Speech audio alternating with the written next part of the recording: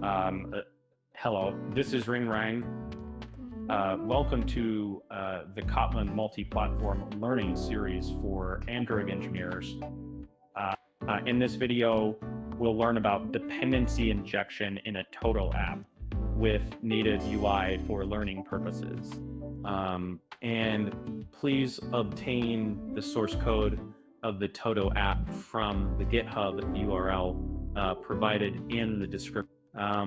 In this video, we'll learn how to inject dependencies of each class in the data package of commonMain into Android and iOS. For Android, dependency injection will be performed in the data modules of the androidMain source set of the composeApp component.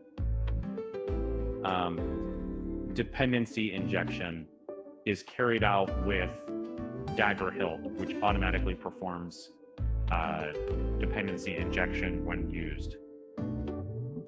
For iOS, dependency injection that will be performed in the DataModules of the iosMain source set of the composeApp component.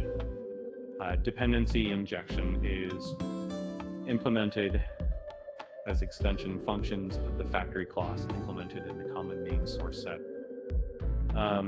When used, these extension functions are used to generate classes.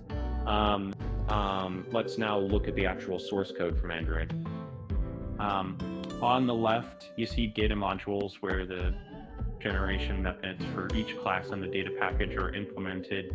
On the right, we inject the dependency of Todo repository into Todo's view model, as inject annotation cannot be used with classes written in Kotlin Multiplatform. We need to use data modules. Otherwise, Hilt usage remains the same as usual. Next, let's see how this is done in iOS. In iOS, we implement the generation methods for each class in the data package as extension functions of the factory class. The factory class itself is implemented in the commonMain source set. Since static classes cannot be referenced from iOS app implemented in Swift, we define them as extension functions of the factory class. The reason for defining the factory class itself in the commonMain source set is to leave room for the same approach when platforms other than iOS are added. This dependency injection approach is based on the DKNP sample project.